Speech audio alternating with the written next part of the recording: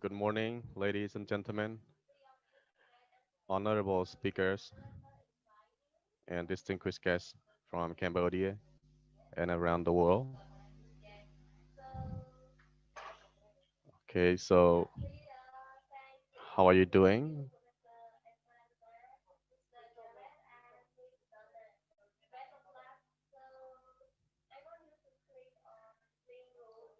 Yeah, I hope that you are doing well. And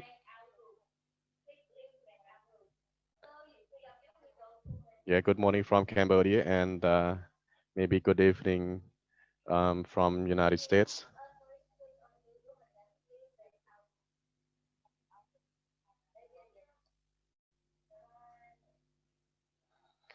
Okay, so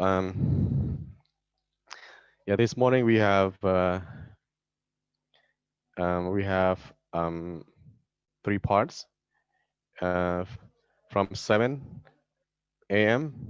in Cambodia.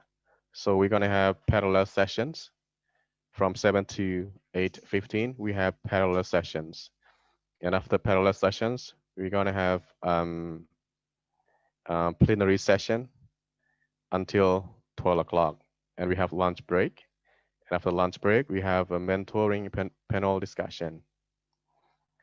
Okay, and then we have another session and to 14:50, and we have tea break.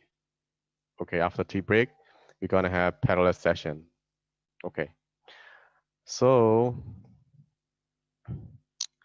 um, participants, I would like to remind you something about certificate. So if you need a certificate, so please register in the morning and the afternoon. Okay, by click on the link registration, and then you fill out the registration for being offered certificate.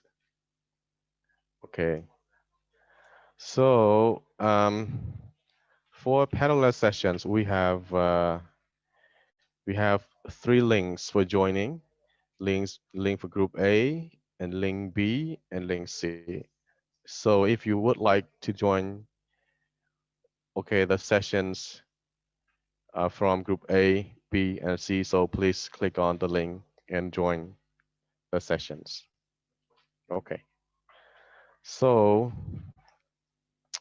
but this morning session, we're gonna have a workshop, and we are going to welcome Mr. Esperanza. I'm so sorry if I can't pronounce your name correctly. And from Louisiana, the United States, and he's from River Parishes Community College. And yeah, he has a co-presenters, Jared Osier and Miss Donna Ribicki. Okay, so our guest speakers will present the topic, and the topic is utilizing open simulators STEM. Okay, so yeah, I think right now our honorable guest speakers are waiting in the main sessions. Good morning, Esperanza. Good morning, Jared and Donna. Good morning. Yeah, how are you doing? We're doing great and happy to be here. Thanks for including us in this great conference you're having. Okay, yeah, thank you so much for joining our conference. Okay, this is the first conference that we um, conduct in Cambodia. It is organized by the New Generation Pedagogical Research Center. Yes. Okay. So participants, this workshop um, has um, 1 hour 15 minutes, and we have 15 minutes for Q&A. So right now it's 7 o'clock, so it's time for our speaker present the topic about utilizing open simulators, STEM. Okay, so participants, so please join me in welcoming three speakers for presenting their topics. Okay, welcome. Thank you. Okay. So I'll go ahead and share my screen if you don't mind. Yes, please.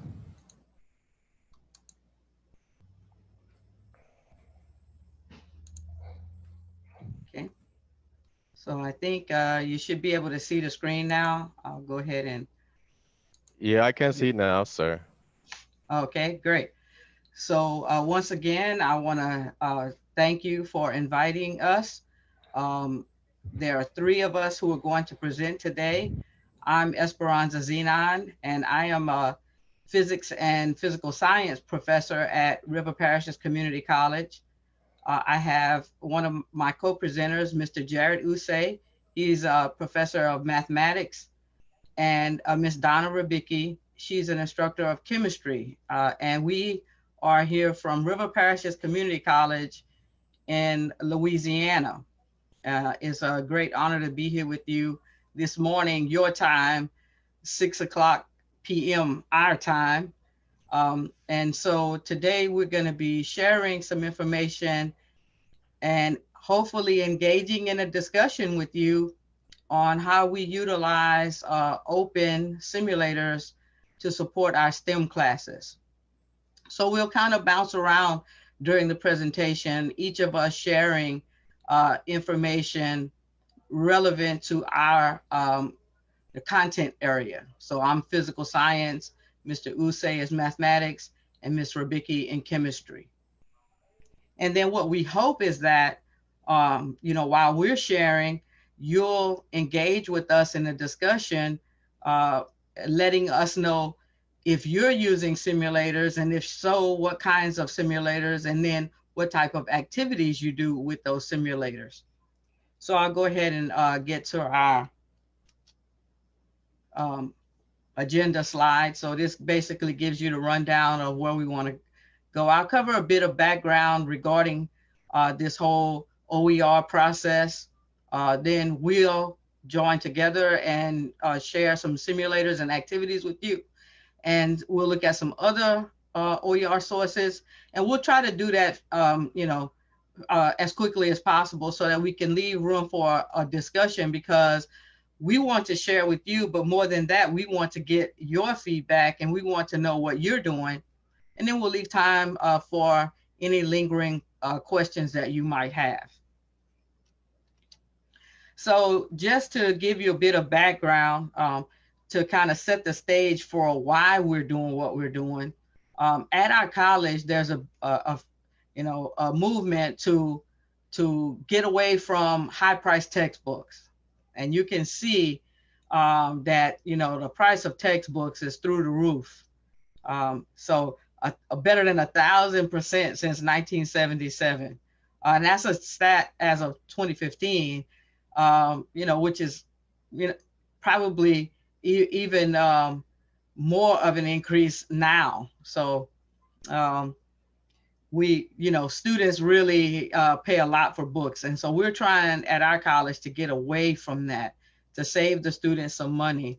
And so, we found that students go through a lot of different methods to try to cope with the cost of textbooks.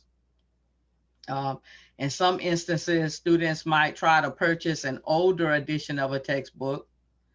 They might delay purchasing the textbook. And a lot of times that delay has to do with, financial aid that they might be receiving to attend school. Some never purchase the textbook because they just can't afford it.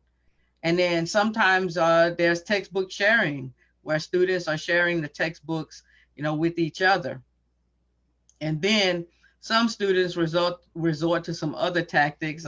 I can tell you from personal experience, I've utilized these other tactics, and sometimes they aren't the quote most legal way to do things. But hey, as they say, by hook or crook, and sometimes that's literally, but it's what it's been for some students.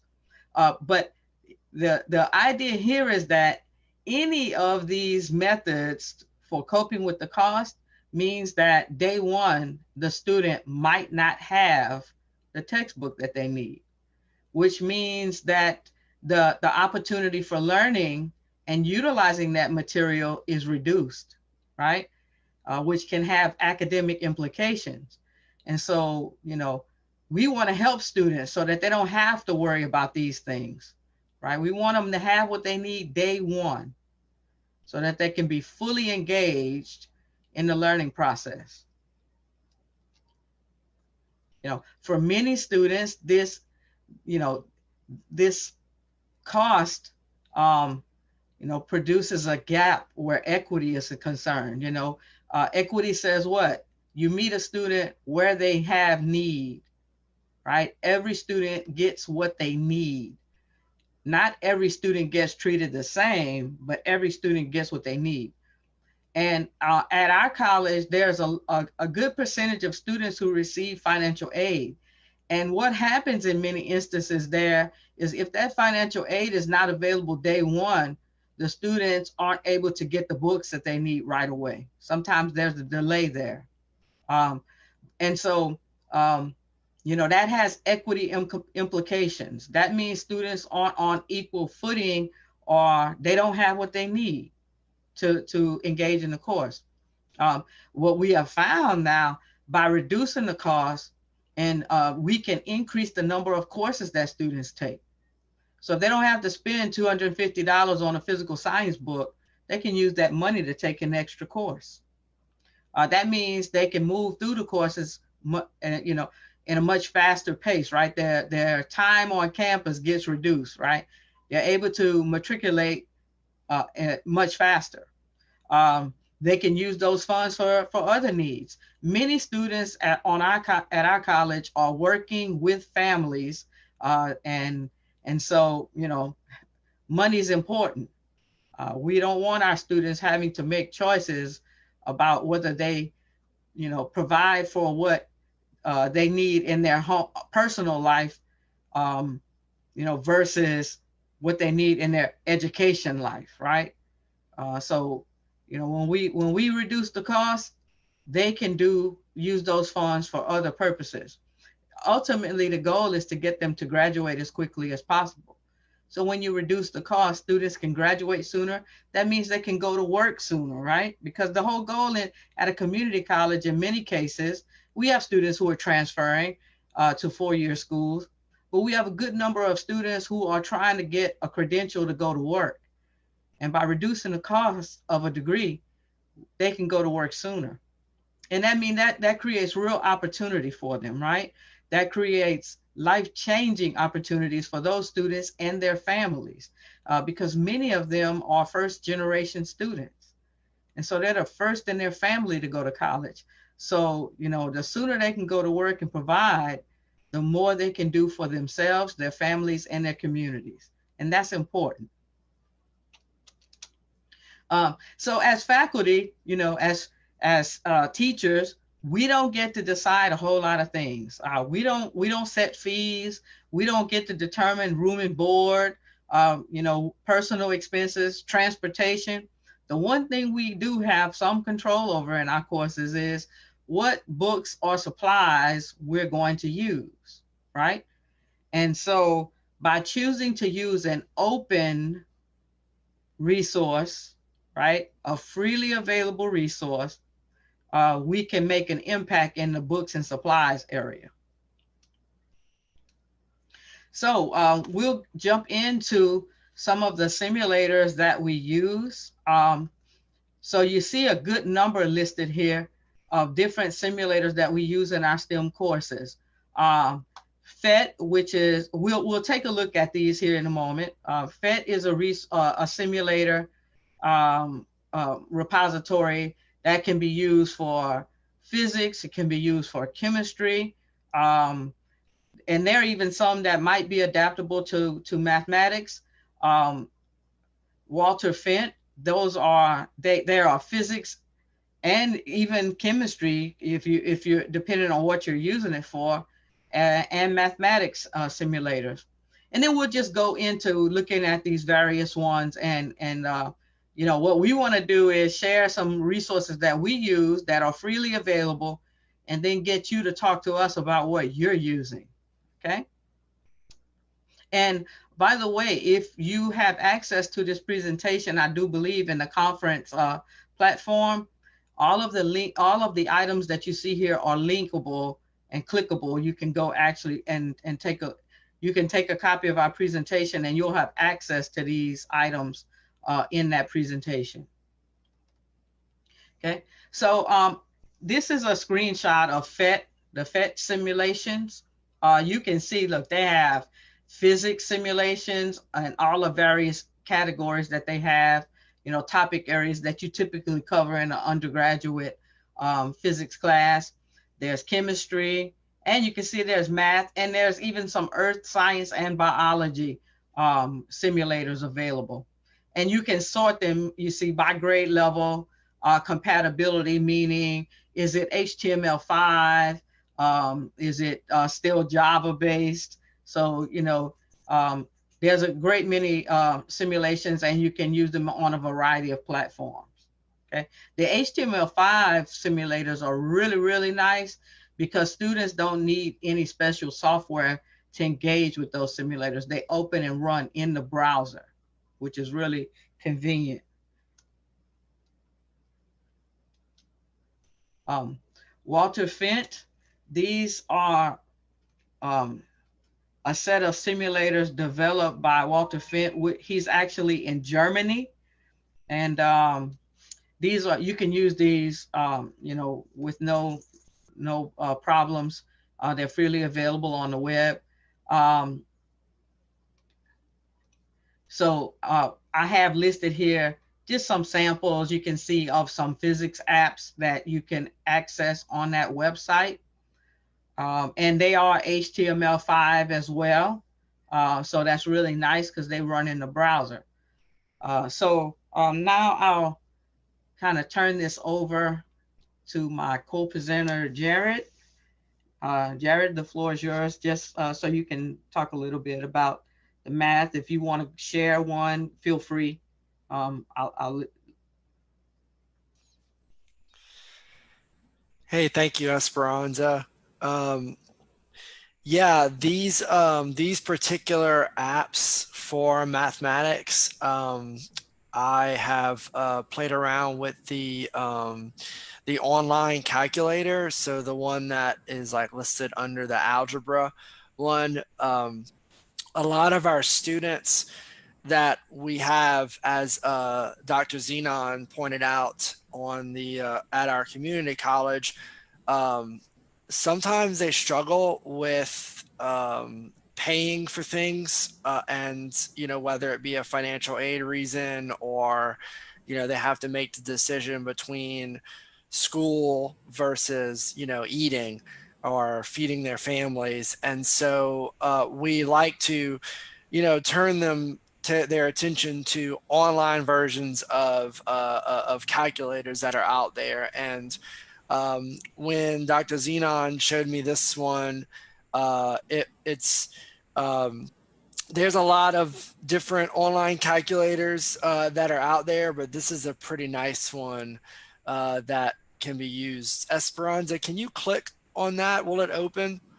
I was just about to ask if you'd like me to click on it. Yeah, go ahead. I'll do that. I'll see if it'll come up for us. Okay. I might have to stop the share and then start it again, because sometimes when you open something in the web, you can't readily see it. Yeah. You'll have to tell me if you see the screen, because I can't tell what you're seeing, right? Yeah, I don't see it yet. Okay, so what I'm gonna do is, and then I'm gonna share again. Just bear with me, because that's how it does things there.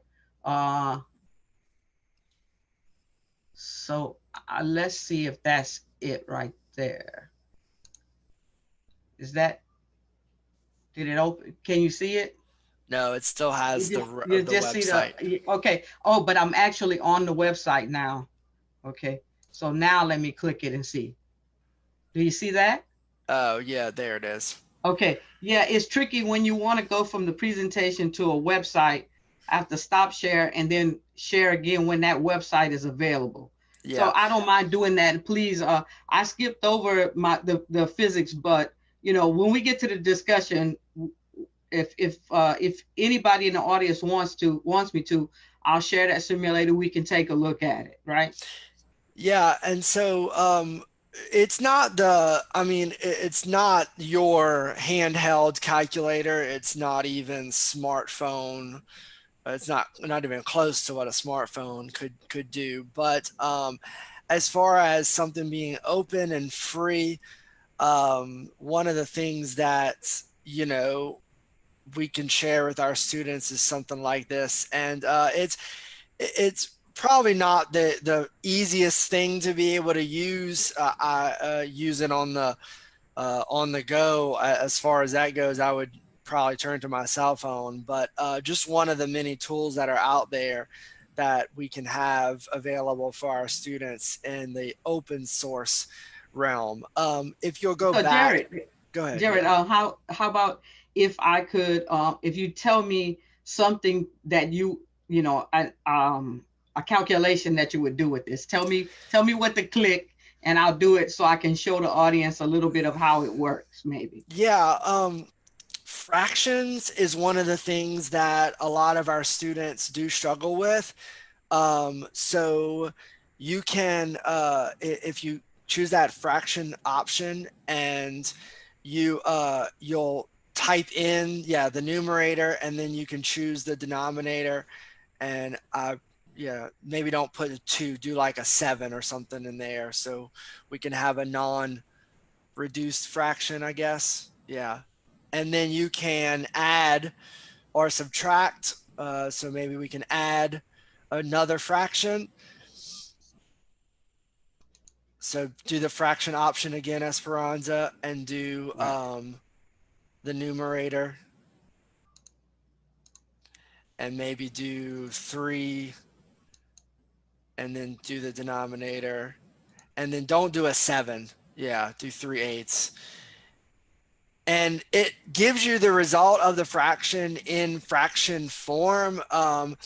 And one of the things that I know a lot of my students struggle with a basic situation is, a lot of our calculators, even the high powered graphing calculator, will give you the answer as a decimal. And we like to have the answer as a fraction that comes out as a actual non-mixed number, so that improper fraction that's showing on the screen there.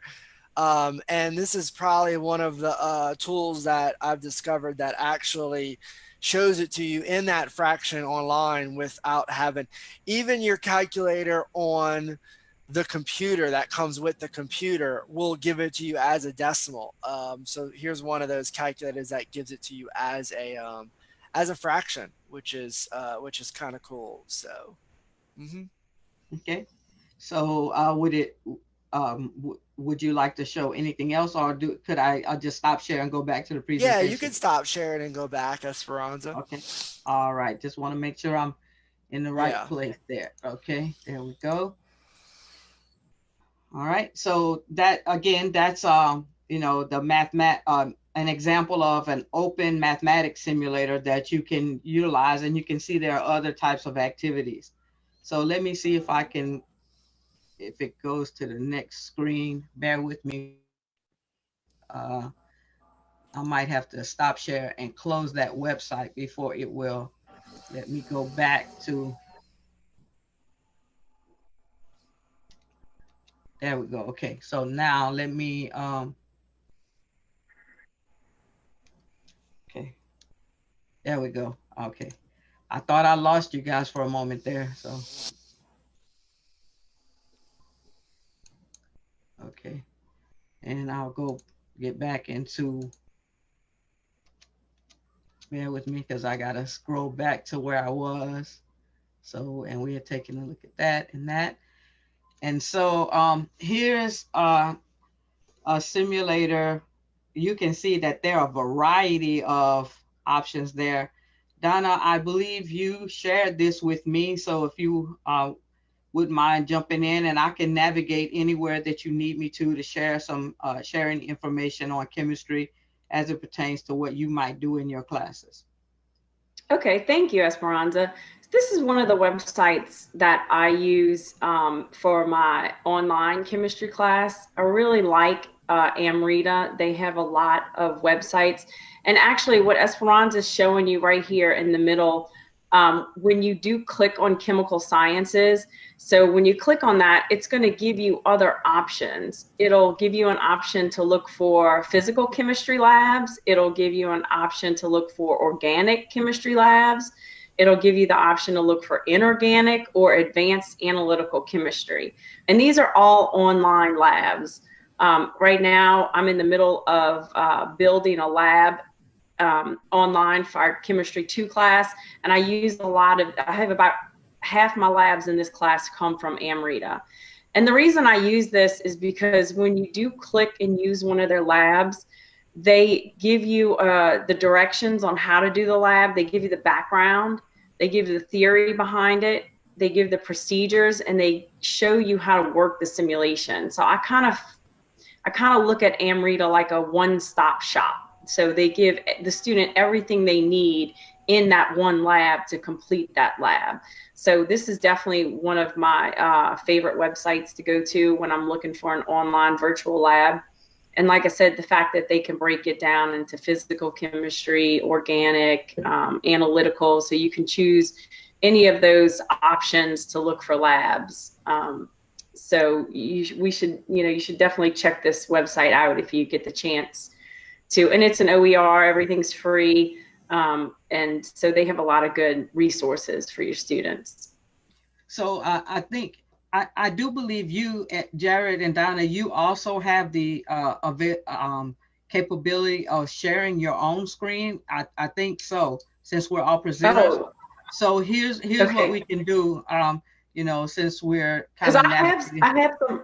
That'd be great. Yeah. I have some of them. Yeah, I'm gonna stop share, and Donna, you can take over and bring up the website, and then when we're ready to pick up the presentation, I'll resume navigating. That'd be great. Reasonable. We'll just kind of work it that way for going forward. So we'll make it a lot easier than me stopping share and sharing again. Just when you need to share something, tell me and I'll. All right, so I'm going to stop sharing my screen, and Donna, you can take over, and maybe you can navigate to that Amrita website and just, Yeah. Okay. Let's see. There you go. Can you see you can see my screen? Yes. You can? Okay. So this is the Amrita, when you click on, like I clicked into physical chemistry lab here. And so actually one of the labs that my Chemistry 2 to get familiar with using these, I'm using this one right here called cryoscopy. And basically it's on colligative properties, and it's on the freezing point depression of, colligative properties. And so here's where I was saying where they have the theory. And so the students can read about the theory, what math is involved, what they need to do. And then right here is where they have the procedure. So they'll tell you what's required in this lab. So you can see they have the procedures written. They have the observations that they should record, the things that they should calculate down here at the bottom. And so I also really like this because they have a little self-evaluation if you want to take. I'm actually signed into my account. I think it'll sign me in. Give me 1 minute, Esperanza. So take your time. So they do have to sign up. It's a free account, but I love this little self-evaluation. They can test themselves. Sometimes I use some of these. I have a pre-lab before my lab, so I might ask them some of these questions right here, but they can see, and they could submit this and see if they're, ready to do the simulation. And then they can basically just move along these tabs at the top. And so they can click on the simulator right here. Of course, I will tell you that's one thing I have noticed about Amrita is that you have to have Flash.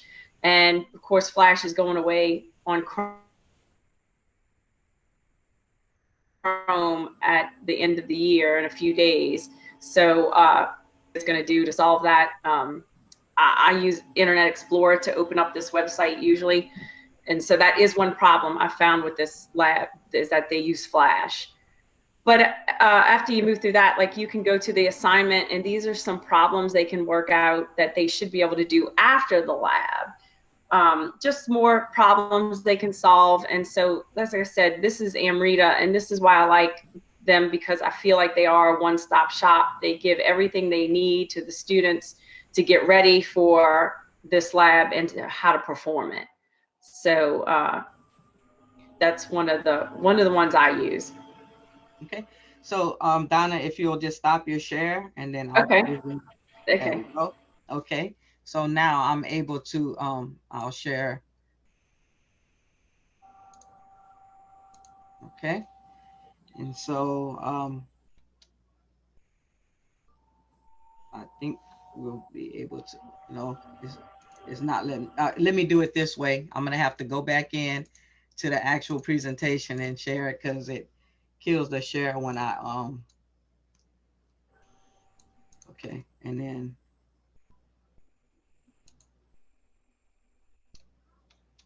okay. So Donna, I believe as well, this is one of yours, but just before you jump in, one of the ones that you shared with me. Mm-hmm. But also notice that this OLabs has not just chemistry, but physics, biology, math, English. So now again, remember, this is all open content, right? Meaning it's freely available for you to utilize in your courses, right? So Donna, if you wanted to just mention something about OLabs, I'll be, and whenever you're ready, we'll move forward. Yeah, sure. One of the things, now I will tell you that OLabs is also, you can see at the top of, of Esperanza's screen, that they are, they're intertwined with Amrita. And so they seem to work together.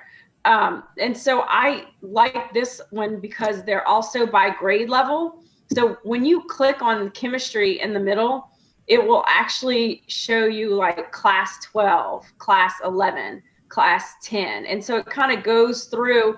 And so they're, depending on what level you're teaching, they have some maybe more advanced labs if you're teaching more advanced students, or they have some beginning labs if you're teaching some students who are not as experienced in chemistry yet. So depending on your needs, I like OLabs. They have the different levels of, sometimes it's the same lab, but they'll have them maybe in a 9th grade level, and then again at a 12th grade level, and it becomes a little more complex. So that's one of the reasons I like OLab as well. Thank you, Donna. Sure. And I do want to point out that because OLabs is very related to Amrita, they do the same thing as well. They have the theory, they have the procedure, and then they have, sometimes they have an animation showing you how to use the simulator, which is really nice too. And so again, OLabs is also like a one-stop shop where your students can get everything they need right there in that website. Okay, let's see, it's not advancing here for me. Okay, so bear with me for a second because it is not allowing me to go forward here. So I might have to do it. That's okay. I think it's one of mine again, is my next one. Right. So there we go. Let's see if there we go. Now it froze for a moment. It didn't want to advance. So yeah.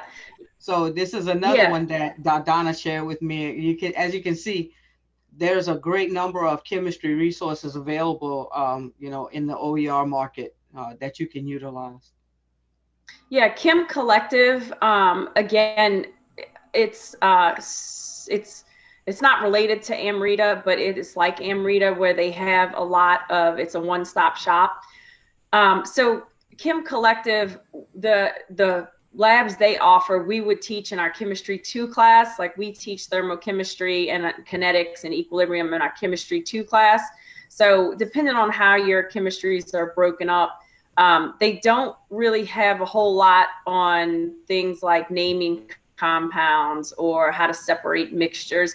It's really for the more advanced chemistry. So you won't find basic level chemistry there, but if you need something for advanced chemistry, then Chem Collective has it. And if you look on the left-hand side, you can see all of the topics. You know, they have stoichiometry, thermochemistry, kinetics, equilibrium. So when you click on one of those links on the side, not only does Chem Collective have different labs, they have tutorials, they have lectures, they have quizzes your students can use. So they have a lot of resources just besides the labs. And so, one of the unique things. So Donna, how about this? I'll stop sharing and I'll let you bring up Chem Collective and you can show what, you know, just give them some of the, show them some of the resources. Actually, and then during the discussion, if anybody wants to drill down deeper, we can do that during the discussion, but I'll stop sharing and let you bring up Chem Collective and you can show them. And then when you're ready, I'll resume. Okay. Okay. That sounds good. I'm actually, I actually have Chem Collective open because I'm working on a lab for my students. So can you see that? Yeah. Okay, awesome. So this is one of the Chem Collective labs that I'm actually working on for my students. So Chem Collective has two types of labs. They have labs where they give the instructions and the students can follow along step by step. But then they also have what are called auto-graded virtual labs. And in their auto-graded labs, the students have to design the lab. And they're called auto-graded because if you scroll down after the students, they literally have a workbench that they can manipulate. So after the students manipulate their workbench, after they do their math and they figure out the solution, they can come put it in right here and they can press the check button. And so what I make my students do is put their answers in and hit the check button and it's got to show me correct. And so if they did everything correct, it'll show them that they got this correct. And these are called the auto-graded labs by Chem Collective. If you click right here, they'll give you a little explanation. They'll tell you, hey, you need to make this buffer with a certain pH, you know, make sure you make 100 milliliters of it. But you can, they have a virtual workbench, and for every lab, this solutions change, right? So because this one is a buffer, we have a lot of acids and bases. And so, you know, let's say you can drag this over onto your workbench here, and they'll tell you information about, okay, well, here's information about the distilled water, right? And you can go back to the stock room, and let's just say that I want to fill up an Erlenmeyer flask. So you can come and pour your water onto you just drag it on top of your Erlenmeyer flask, and then you can say, you know, I want to pour in 50 milliliters of water. You could do this for the acids. You know, some of the labs have actually, they have to put, maybe they have to measure it on the scale. So there's a scale and a Bunsen burner. And a lab, one of the labs I was looking at today had, they had to do a titration. So there was a burette up there and there was some solid, you know, a solid acid that they had to do the titration on. So it's really meant to actually simulate what they would do in the lab. And so after you do that, like you can put, you know, let's just say I'll put some HCl in here. Just say I'll put 10 milliliters. And so once you do that, it'll tell you, okay, well, now I have 60 milliliters, and you can right click and you can click on thermal properties. If you want to change the temperature, you can change the temperature. You know, if you want to insulate it from your surroundings. So they have a lot of good labs. Like I said, they're usually more advanced for the more advanced chemistry class. Let's say I want to get rid of this. I can click remove it.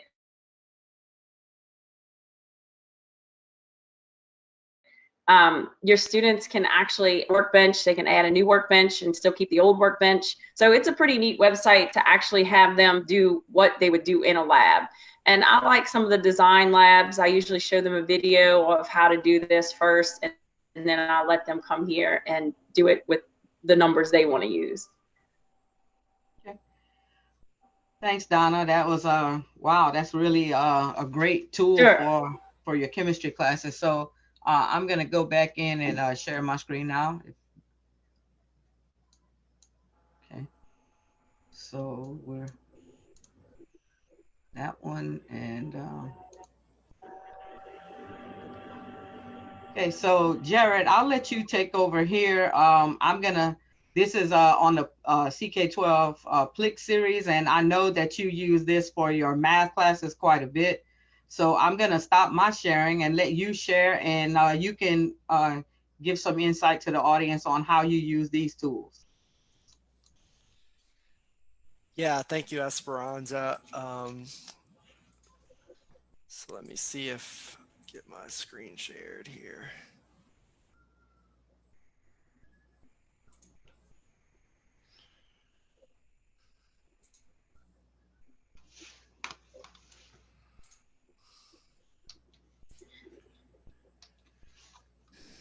Okay. Can you see the CK12 PLIC series screen up? Yes, I can. Yeah, perfect. So CK12 is a website that me and a colleague in our math department discovered a few years ago. And you do have to have a login for this website, but it's real simple to get a login and a password. And the PLIX, PLIX, is play, learn, interact, and explore. And the idea here is, since me being math, there's different branches that you can choose from, and all of the choices that I chose when I log into my CK12 login are up above the top here. And what you can do is kind of have a choice on which branch you want to be in. And there are these interactives for each of these different subjects that I would cover. And what I'll do in my classes is use these to break up the monotony of lecturing, or maybe I'll put them in my online classes for them to interact with rather than reading through the textbook to learn something. So for example, I'm in the statistics branch here. So you can, I just chose this normal distribution one. And what these PLIX will do is, when it loads here, they'll give you a little problem that you can solve.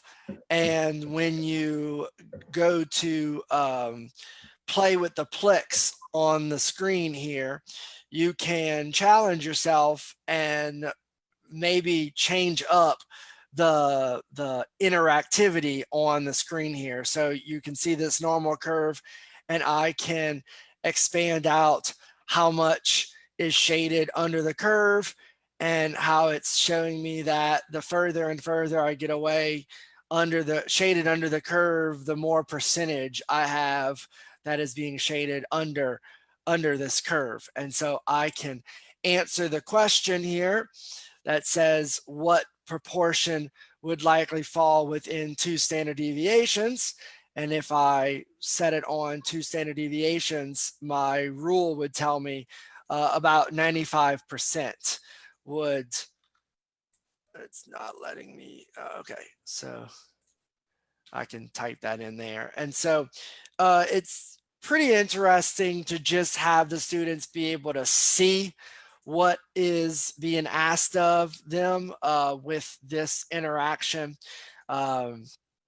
Probability is another place that I find a lot of times we don't have time to, or I don't have the supplies to have a bunch of 6-sided dice to roll, or try to get back to the probability questions. Or we don't have a bunch of decks of cards to pull cards out of a deck. So you can deal with some of the probability interactions that they have. Then the besides statistics and probability. So actually, here's one of my favorite probability ones to do. It's drawing different colored balls out of a bag, because it's something that I think a lot of books will put in the problems, and sometimes it gives more of a visual as to what the student is actually doing with how many balls you're pulling out of the bag and what that probability would be. And every time you pull a marble out, it changes the probability of what is left inside of the bag.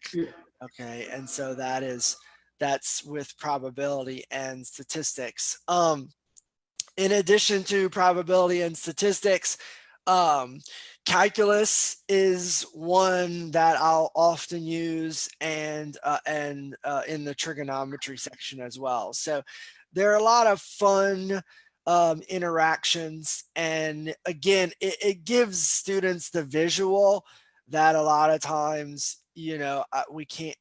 Maybe we can't go outside and be so many kilometers from the building, and so we can kind of see the problem at hand and change it up rather than doing a different problem over and over again, changing the numbers. We can see it done in that interaction there. So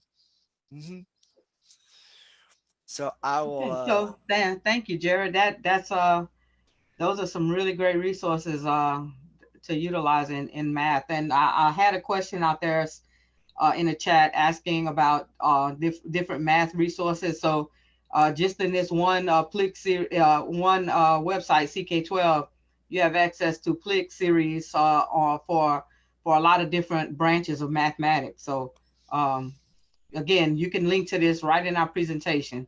So thanks, Jared. If you stop sharing, then I'll pick up from there. Yep. All right. Thank you. You're welcome. Share here. Okay.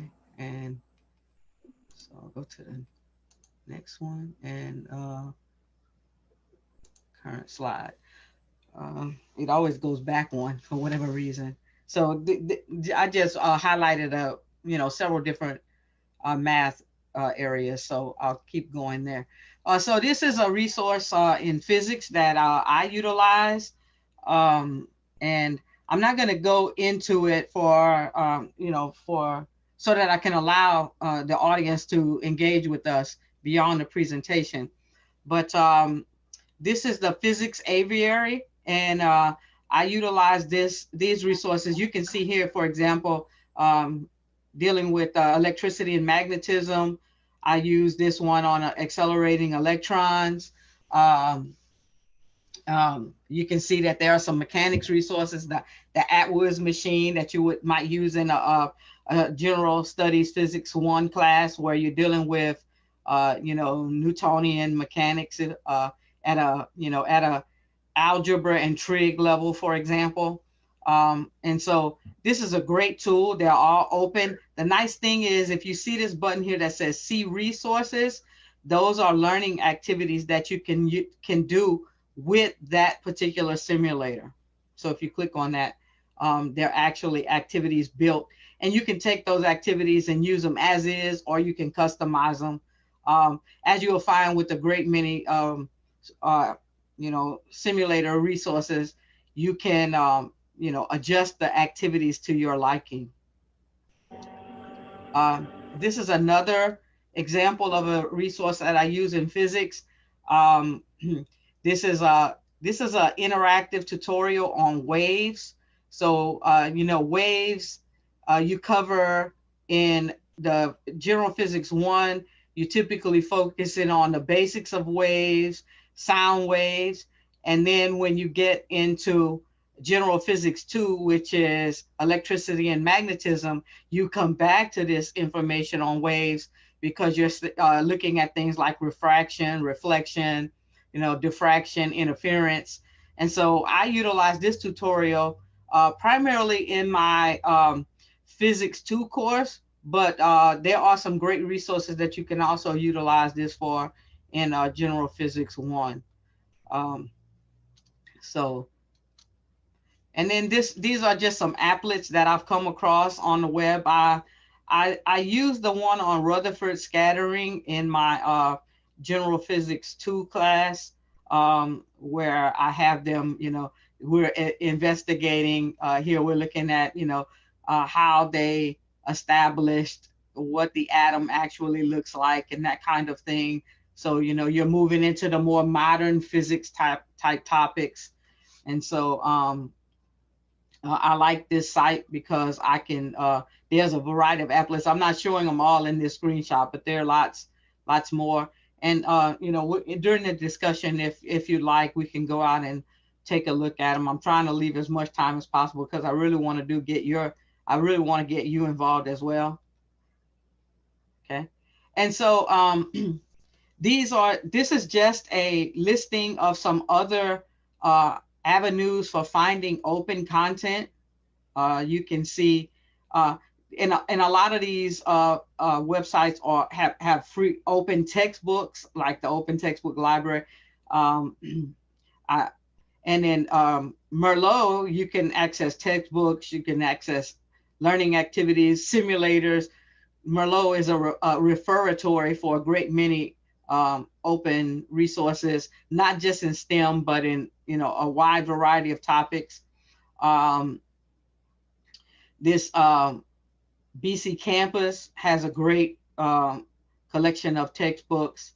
OpenStax, of course, they're like they got in this game way before a lot of these other resources that I'm sharing. That they're well known for their open textbooks. And so if you have access to this presentation, which, if you didn't grab it from the conference platform, I'm more than willing to share. My email address is at the end, and you reach out to me and I'll send it to you. And all of these links are clickable, but I'm not going to click on them now. But during this discussion, if you want to take a look at some of these resources, we can definitely do that. And so now we get to the part of the workshop where we want to hear, what resources you're using. So I'm going to stop the share at this moment and just open it up for some discussion. We can do that through the chat. I don't know if you have microphone capability. I think the presenters are the ones that have that capability, but we'll be more than happy to respond if you post a question in the chat. So tell us about some simulators that you know about that we didn't share. If there's some activities that you do with those simulators, we'd be more than happy to hear about that. And if you know of some resources that we haven't presented in terms of textbooks and that type of thing, please feel free to share. So I'm going to stop here and feel free to post a question in the chat. If you have microphone capability, unmute yourself and ask a question.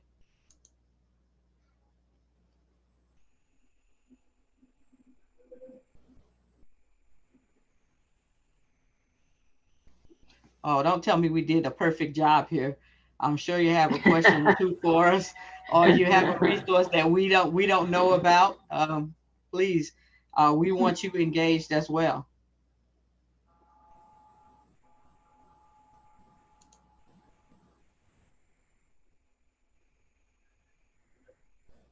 I see we have quite a few participants, so I'm hoping that we get a question or two out of that.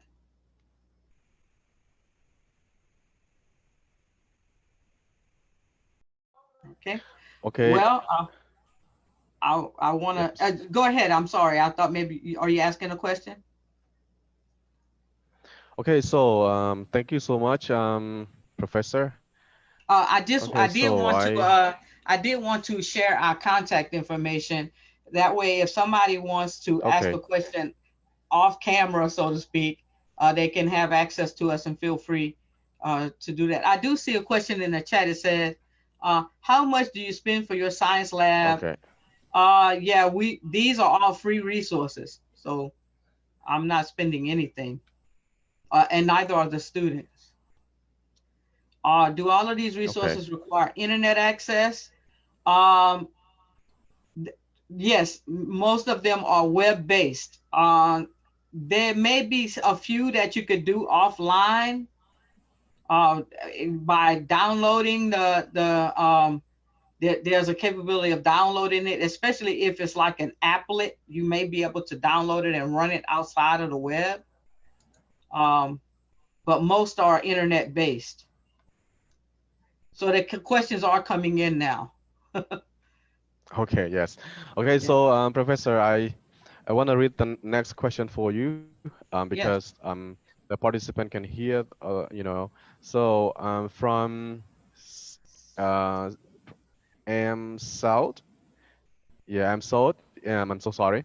From Cambodia. Yes. Okay. The first question is, how much do you spend for your science lab for Yeah, support that's what for I supporting think I your was answering this organization question for a year? because I was saying that all of the resources that we're sharing are free.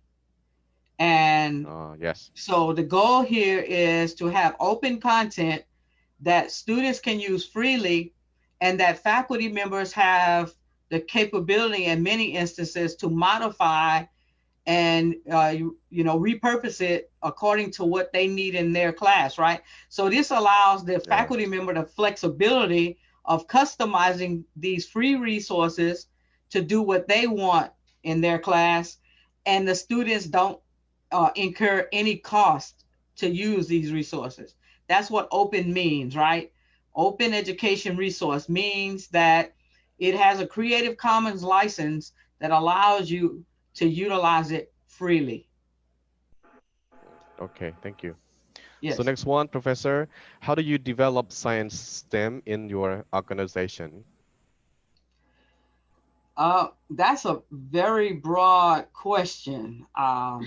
In our organization, meaning at our college, well, I'll say this: in the process of developing STEM resources for our class, we operate with the mindset we want it to be as cost effective as possible for the faculty member, for the college, and for the student. Right? The more we can utilize free resources that are primarily web-based like these simulators, imagine you don't have to go out and spend money on Bunsen burners and beakers and manipulatives because that's all freely available in the simulation itself, right? So yeah, you get to the point where you can do your science labs anywhere, right? So we develop our STEM content with that in mind. We can do this stuff anywhere because it's done over the web, right? So we don't need brick and mortar per se, right? We don't need buildings, we don't need labs. They're all online. Okay. Yes, So thank you, can I sir. share our So the contact next one, information? Can I share our contact okay, yes, information? sir. Yeah, yeah. Let me do that Okay, yes, because that'll please. get Yes. us. Okay. Okay. So this next slide. Oh, why is it not going forward? It's not. Let me do it again. Let me try it again. Okay.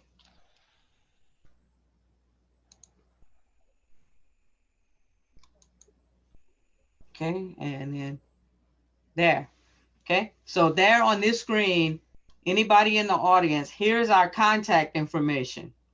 And if you have a question that you want to ask at some point beyond this meeting room, feel free to reach out. I'm always happy to answer questions, and I'm sure my two co-presenters would be happy to engage with you if you have questions about resources that we use, or just, questions in general, don't hesitate to reach out to us, because, one of the things we wanted to foster by being here today is this idea of cooperation, right? We want this OER movement that we're part of to, go as far as possible to impact as many students' lives as possible.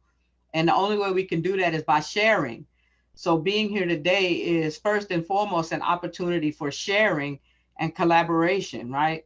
So, we don't want it to be a one-sided conversation. So we hope to hear from you if you're in our audience and have questions, or just want to reach out to us. We'd be more than happy to engage you. Okay, thank you, Professor, for sharing the content for the participant to contact you. Okay, so now we have a lot more questions we're asking you. Okay, so yeah, I just want to read the question from Una from Cambodia. So do all of these resources require internet access, or can they work offline for rural areas?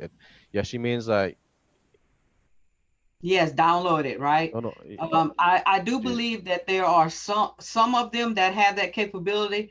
I haven't checked that for all of them, but in some instances they are available for use offline. But oh yes, yeah.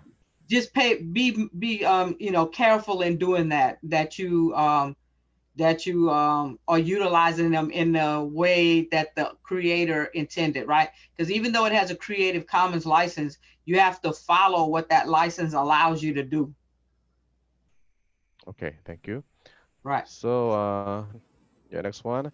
Um, so you're from Cambodia again. So has there been any research on how the simulator method compares to hands-on STEM activities? Thank you. Um, I am sure that there's oodles of research out there on a comparison of utilizing open content versus, traditional for-pay content, regarding students' performance. I can't quote you any of the actual research studies or any stats out of those studies. If one of my co-presenters has any knowledge about that, or has done any, investigations or research on that and can answer the question, feel free to chime in.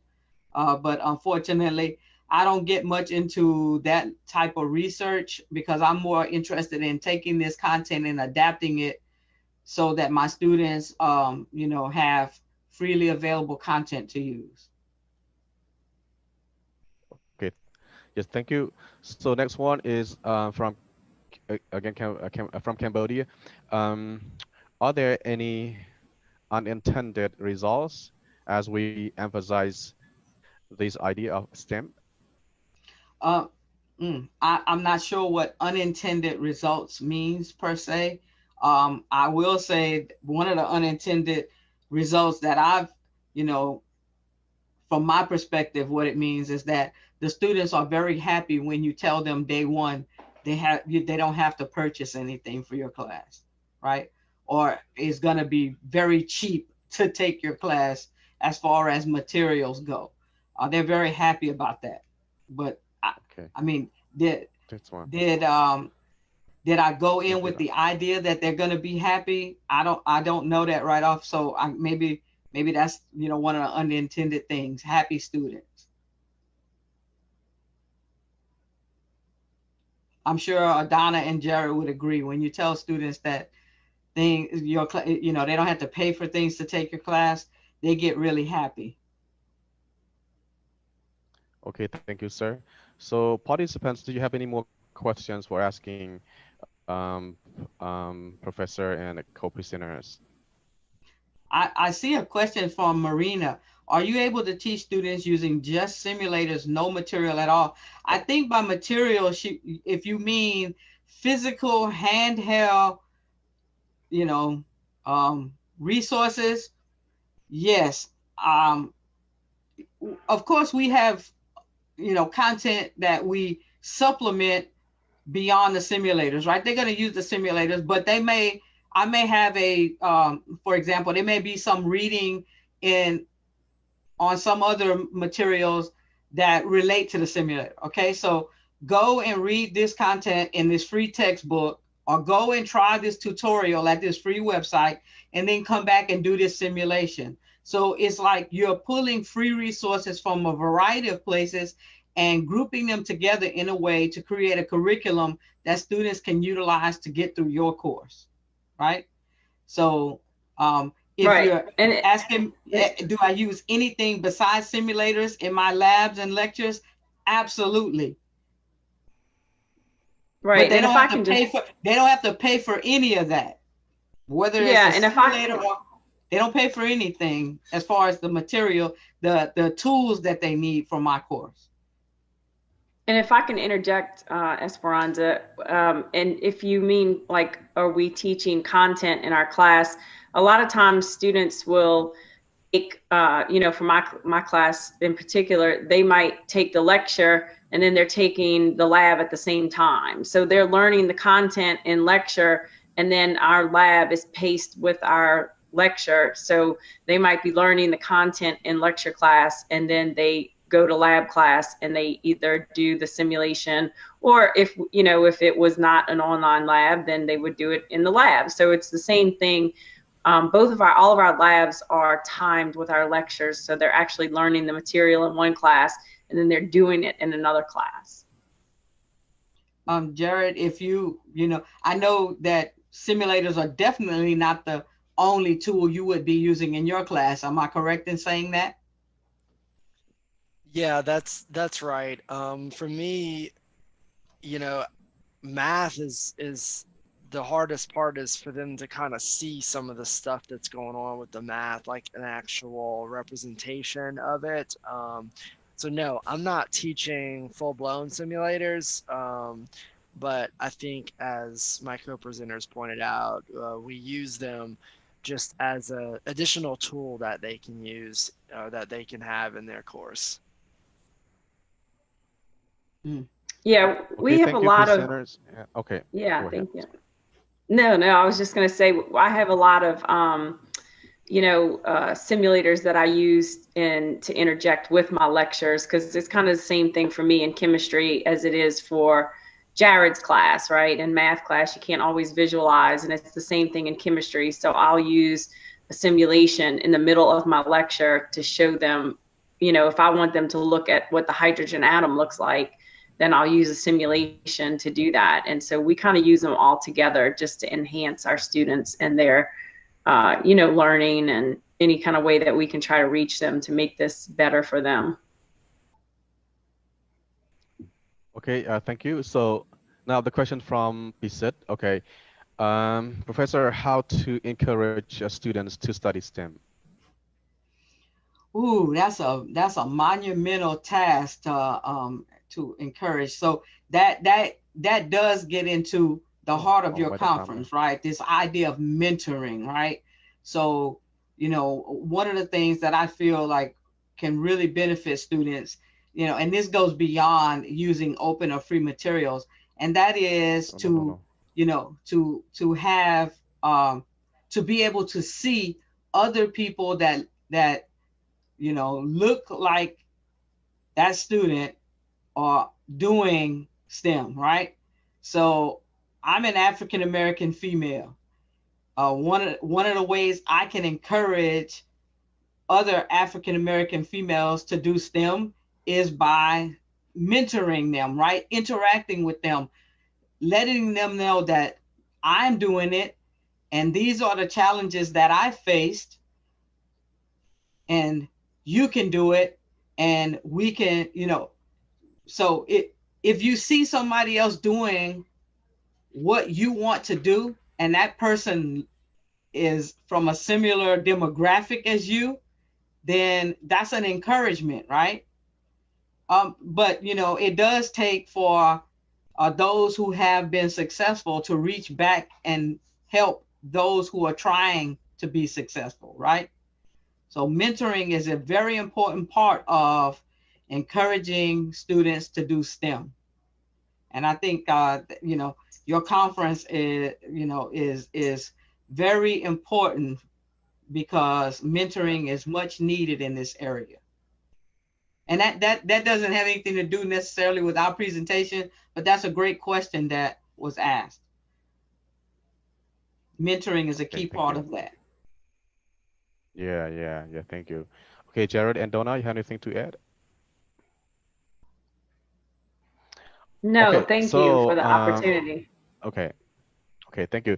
So next one is the how to okay, from some from Cambodia. So how to integrate STEM quality in rural areas students. Yeah, because actually STEM has been applied in Cambodia, but it's not entire because rural areas like yeah. So how can we integrate into rural areas students?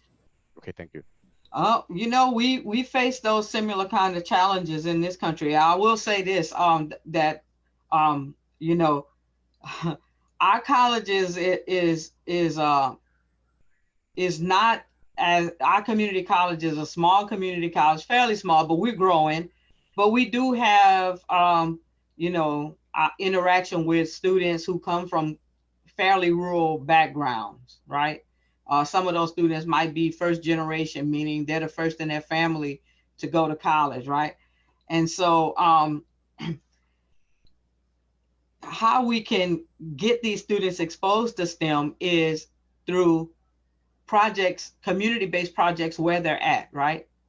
So that means if we want them to do STEM, we got to go to them, right? We got to bring those resources and opportunities to them. For example, I live in a fairly small town um, on the west side of the Mississippi River. I'm small compared to the town where the community college that I teach at is located. And what I've done is partner with the local museum to engage students that are in this small town with STEM activities. So you bring it to them, right? They can't come to you, so you got to come. You got to go to them. Yes. Okay. Thank you, Professor. So yeah, I have a question. So as a mentor, so how can we motivate mentees to, you know, to use STEM effectively in classroom? So how from you're A men, asking us, how do we motivate our students? Or motivate mentees. Yeah, because I am a mentor, a mentor. ah So how can I motivate? Yeah, I just wanna strategies for motivating mentees to use STEM effectively in classroom. well, Okay. um well, put it this way. You have to do it. You have to engage them in a way that embodies the kind of creativity that we're trying to share here, right? We're trying to share information on a different way to engage and do STEM, right?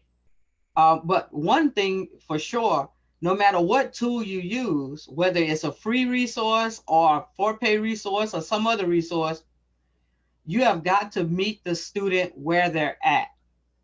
You have got to make this stuff relevant and personal to them, right? You've got to engage them on, on a more personal level. If it has meaning to them, why is this important to me? You have to answer that question for the student. And if you can do that Okay. as a Yes. mentor, you can find a common ground to work with them, right? Yeah, because Okay. Thank you so much. Okay. yeah, it's important that you have some type of rapport or you know, them. You get to know the people you're working with.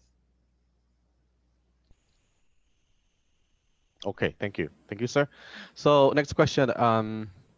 From Bing Long Gong. Okay, I think. So how to evaluate students by using app for teaching students? Do you have any tip to share? I'm not quite sure I understand the question, Jared or Donna. If you have anything you want to add there, Yeah, I'm I not. think I think how can we evaluate the students by using the simulations? I don't tie the simulations to my grade per se. I think as Esperanza and Donna and I have shared, we use the simulations in more of a additional fact. So, you know, can I get a student to see what's happening with the math as opposed to just solving equations over and over again?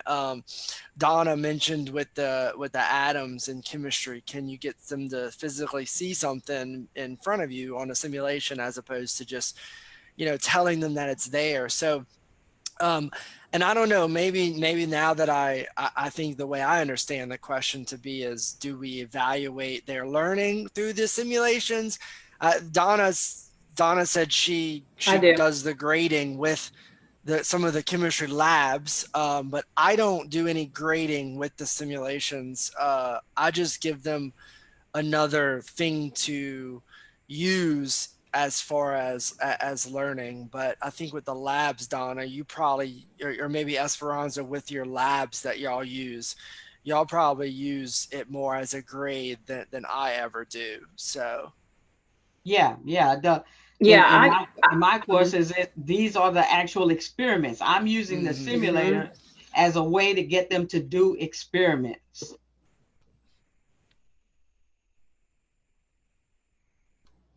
Yes. Okay, Donna. right. And I grade mine like on, especially on those ones. Yeah, if those ones that are auto graded, like on the, you know, the Chem Collective, if I'm using an auto graded one where they have to type in the answer, then they have to show me that they got it correct. And so if they don't show me that they got it correct, then, you know, I know their math was wrong. And I'll also make them show me the math that they did to get that answer. And the last and final thing I make them show me when I'm grading them is their workbench. So I make them either take a picture of their workbench, and they can use their phone, they can use a screenshot. But you know, we have one lab and they have to put an indicator in it and it's going to change color. Well, they have to show me that they did that part of the lab. So I make them show me a picture of their workbench. I make them show me a picture of the work that they do to get the answer, and then I make them show me the picture of the answer showing it was correct. So yeah, I use mine. You know, I'm all about trying to hold them responsible, and so I don't just let them type in an answer because they may get that from another student. So I kind of hold them accountable all along the way by making them show me those 3 different steps: the workbench, they have to show me their work, and then the correct answer. Okay, thanks a lot. Okay, so I'm Yeah. so sorry for Miss Salt, because we have no more time for No you problem. answering the question. So you can contact our presenters directly, as a, you know, Esperanza show you the contents of the, you know, contact. So you can contact them, okay, directly. I'm so sorry. So